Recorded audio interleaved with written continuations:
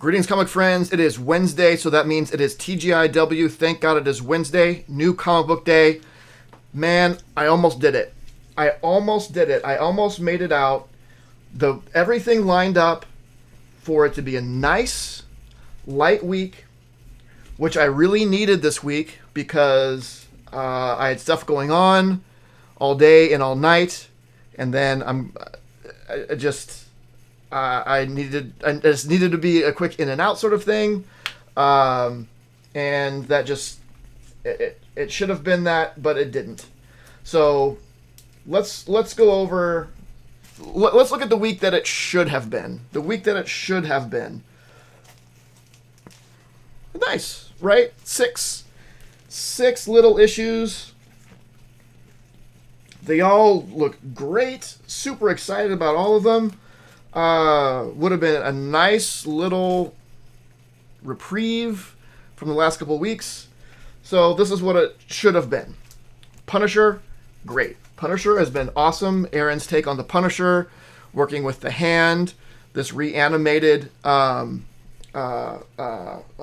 why am I blanking on her name? Maria. That is obviously starting to tell that there's something going on, but it's been awesome.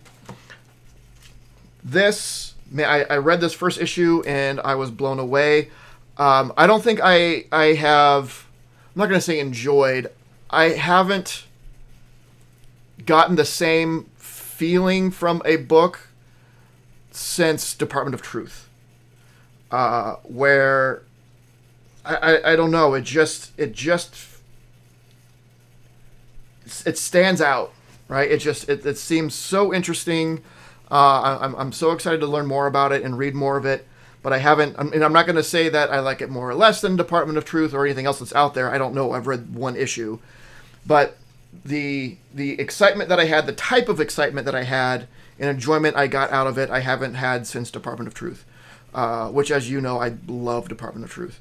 So I'm really excited to continue this and see if it can keep that up. Obviously excited about this. Predator #1. I'm definitely more of an Alien fan, but the two go hand in hand. I love Predator. It didn't have as many good movies as Alien, in my opinion. Like, I don't know. You, as far as Predator goes, you could watch just the original Predator, and you have all the Predator movies that you probably need to see. Alien, like, you can't stop at Alien. You have to at least watch Aliens, and we can debate on Alien 3 and Resurrection and Prometheus and Covenant or whatever it was. But you at least need Alien 1 and 2. Predator, you've seen Predator 1, you're good. But I do like Predator. Actually, you know what? I take that back. Because on Hulu, Prey, which is I guess a prequel, it takes like in previous time, is really, really good.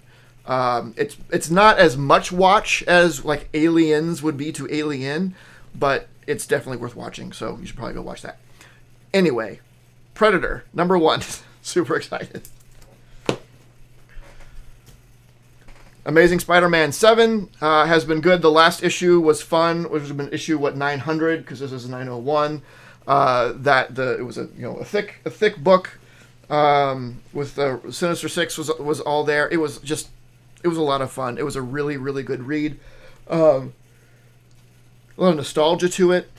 But yeah, it was really good. But yes, the current run of ASM is good. What was nice about the last issue is that it wasn't Romana Jr., which I've mentioned before. I'm not a huge John Romana Jr. fan, so it was nice to get a break from him with the last issue. But we are back to that, which it's fine.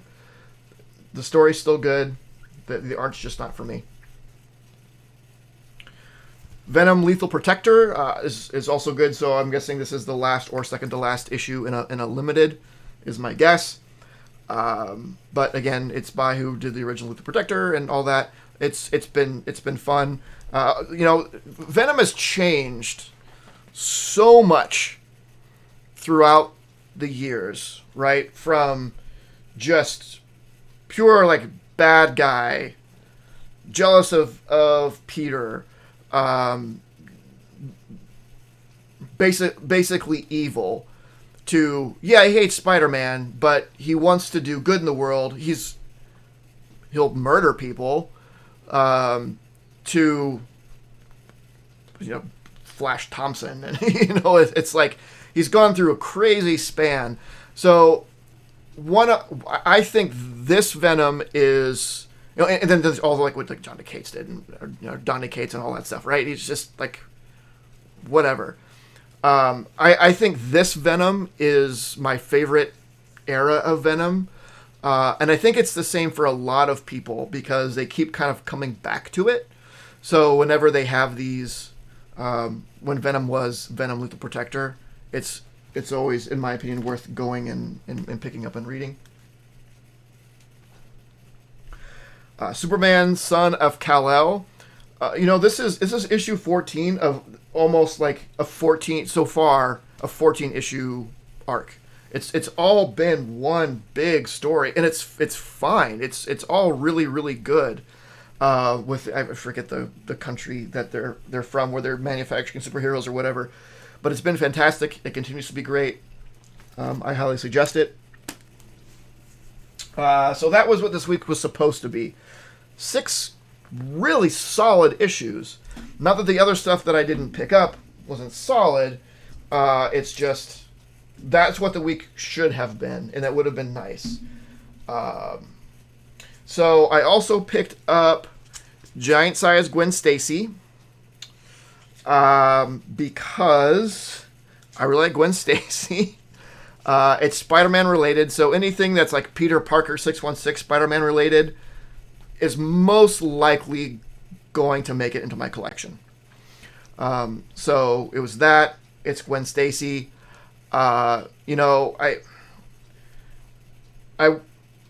curious about what a world would be, like our world, our real world, and the fake world in Marvel Comics, if Stan Lee had gotten his way, right? And I think this is why I really like to read more about Gwen Stacy. It was always his intention that Peter and Gwen ended up together. Like that was, Mary Jane was in there, and she was always this like flirty sort of flitty. What's the word I'm looking for? Just I don't know, kind of out there hanging around, dating Harry and whatever. Probably as like a someone for Gwen to butt heads against and maybe get jealous of. Because in Stan Lee's writing, you could see that, like, Mary Jane was, like, even when she was with Harry, she would just be really flirty with Peter, and Gwen would get kind of peeved, understandably. But it was always his intention in the long term for Peter to end up with Gwen. And then Jerry Conway comes in and, spoiler alert, kills her. So that doesn't happen. So I'm curious, like, what if the Stan Lee vision had come to pass? What would the world look like today? Because and I'll be honest, I think Gwen Stacy is a more interesting character than Mary Jane.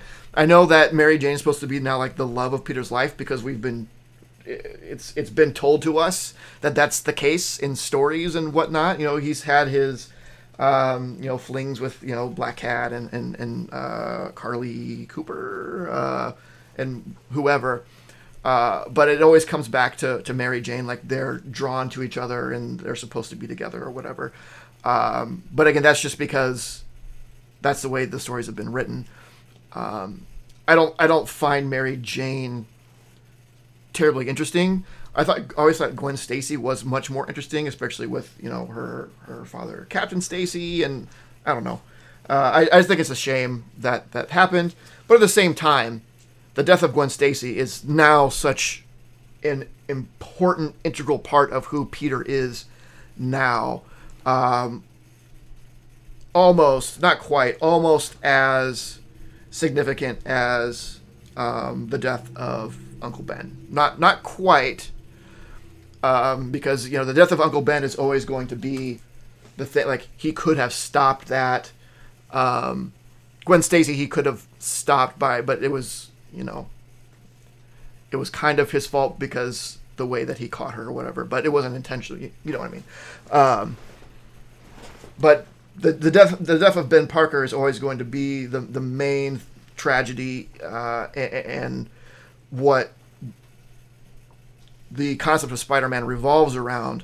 But I think not too terribly far off is the death of Gwen Stacy. That haunts him still today as well.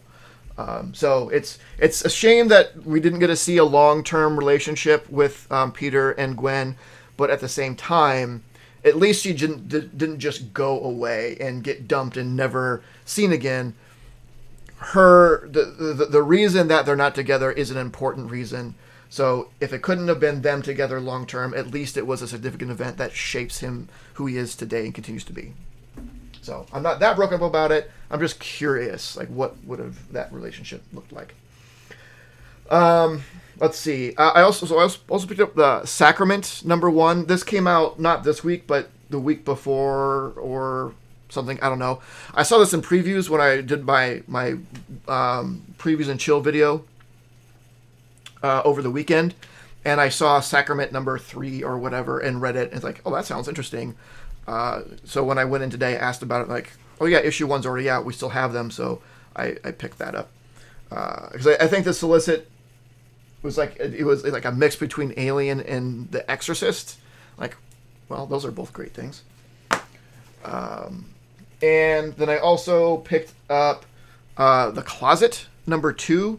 I picked up the first issue and I really liked it, but in trying to be more responsible, I was like, you know what?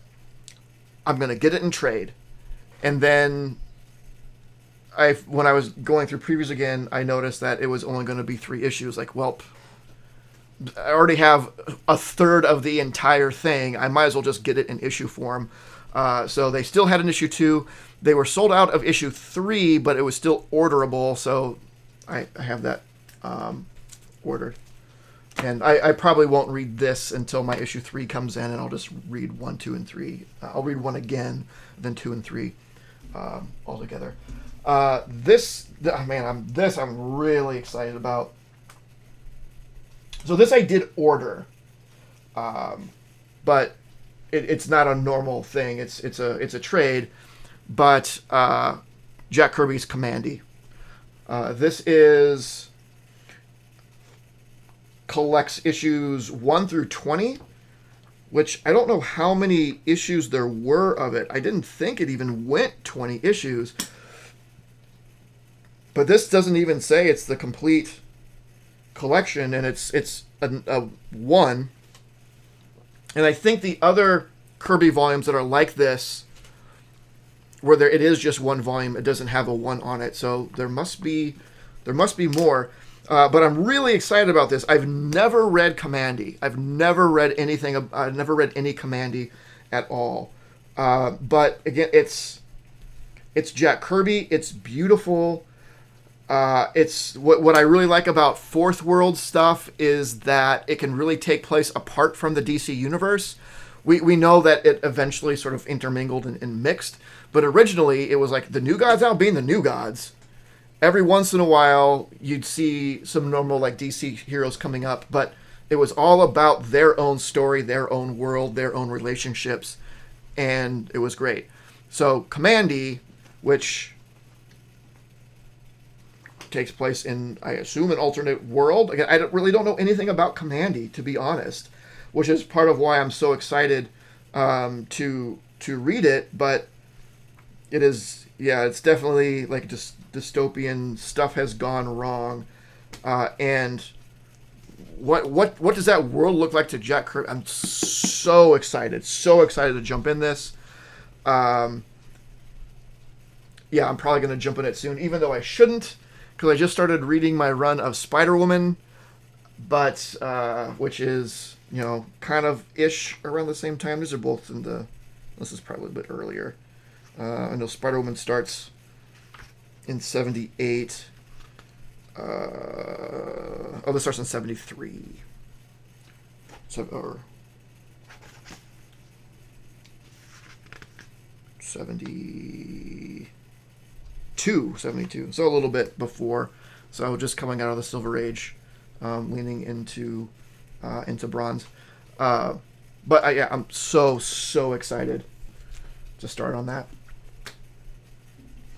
And then the last thing I got, because I just always get these, and it's I shouldn't, but they're so beautiful. They look so good on a shelf. Is whenever they come out with a D&D book that is like where they have the special edition, where it's like always this like crazy shiny, super cool looking cover. So this is Journeys Through the Radiant Citadel, which is just an adventure. I haven't. God, I have so many of these that I just love to sit down and read, but there's so much to read. I'll never catch up, and I haven't been able to play Dungeons and Dragons in like since the pandemic. I'm still buying these books, and I buy them, I catalog them, I put them on my giant D&D shelf, I file them away, and I don't do anything with them. So I really don't have a good excuse for buying them, except that I always have. That's why I continue to buy them, because I always have bought them. I need to start doing something with them, though. One because I want to get enjoyment out of them, and I know that I can, but also so I can validate, defend, continuing to get them. So look how pretty that is. It's shiny. It's sparkly. It's so cool. It's dumb. I'm dumb. So what under normal circumstances would have been a light 6-book week, got 3 additional books to bring me up to my comfort, where I'm still comfortable, but don't want to go any higher. So I'm kind of at my max-ish. And then this, which this thing is $40. That's insane for this. The other Jack Kirby ones I think were maybe $29. I think this was $10 more than the other Jack Kirby collections have been putting out, and I don't think it's that much. I mean, it's a little bit bigger, but I don't think it's a quarter bigger. And then this. So what should have been a light week ended up being a week that was, because of both, and these are like $50. I want to say, yeah, $50. So $90 just on these 2 things alone, when a week I hope to get away from for $30, $40. So what should have been finally a super nice cheap week, I had to ruin. But I mean, there's something to be said. I think there's something to be said that under these are extraordinary circumstances. Under ordinary circumstances, I would have been with a light week, but there's always an excuse, right? It's always like, oh, it would have only been this, except it would have been 6 books if I wouldn't have bought 9. So, it's always an excuse. But anyway, that is it. That was a lot of rambling, I'm sure. But let me know what you got. What are you looking forward to reading this week? Let me know, like, comment, subscribe, and of course, don't forget to make yours Titan. This video was brought to you by Titan Comic Pressing. Follow us on Facebook and Instagram at Titan Comic Pressing LLC.